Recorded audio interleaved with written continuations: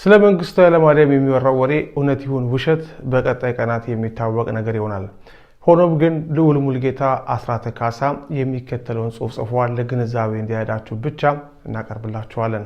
ከ1966 እስከ 1983 ዓመተ ምህረት ማለትም እንደ አውሮፓውያን አቆጣጠር ከ1974 እስከ 1991 በኢትዮጵያ ውስጥ የተካሄደውን አሰቃቂ የቀይ ሽብር የመሩት ሌተናል ኮሎኔል መንግስቱ ኃይለማርያም ለብሔራዊ እርቅ ይረዳሉ ብሎ ማሰብ ይከብዳል።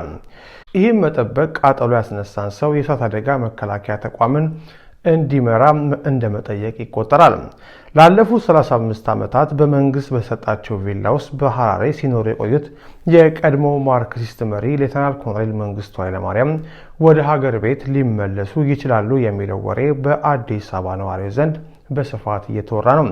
ይህ ጉዳይ በማህበራዊ ሚዲያም በስፋት ተሰራጭቷል።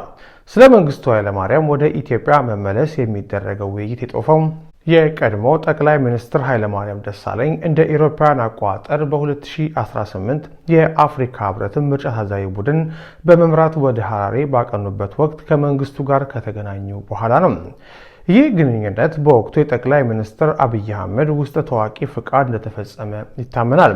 ታዛቢዎች በወንጌላዊው አማኝና የቀድሞ ጠቅላይ ሚኒስትር ኃይለማርያም ደሳለኝና በመንግስቱ መካከል የተደረገውን ግንኙነት በሌላ መልኩ ይተረጉሙታል። ይሄውም ኃይለማርያም መንግስቱ ከአሰቃቂ የትላንት ታሪካቸው ተላቀው ጌታ ኢየሱስ ክርስቶስን የግል አዳኛቸው አድርገው በመቀበል ድነትን ወይም ሪደምፕሽን እንዲያገኙ ለማመቻቸት የተፈጠረ እድል አድርገው ያዩት።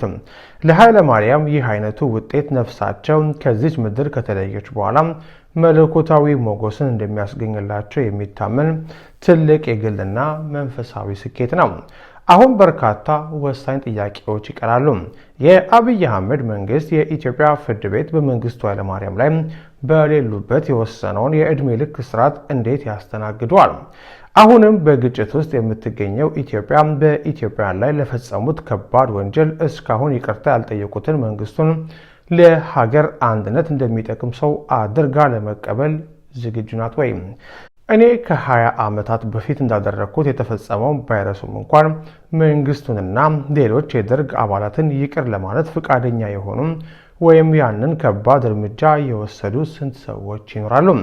እዚህ ላይ የማርቲን ሉተር ኪንግ ጁኒየርን ጥበብ የተሞላበት ምክር አስታውሳለሁ። አይን ለአይን ጥርስ ለጥርስ ሀገርን እውርና ጥርስ አልባ አድርጎ ያስቀራል። በኮሎኔል መንግስቱ ኃይለማርያም ዙሪያ በሚወራው ወሬም ልጃቸው ትዕግስት መንግስቱ በማህበራዊ ሚዲያ ሰፊ እንቅስቃሴ ስለምታደርግ እንደዚሁም ጋዜጠኛ ገነት አየለ የመንግስቱ ኃይለማርያምን መጽሐፍ የጻፈች ቃለ ምልልስ አድርጋ እስካሁን ድረስ ያሉት ነገር የለም።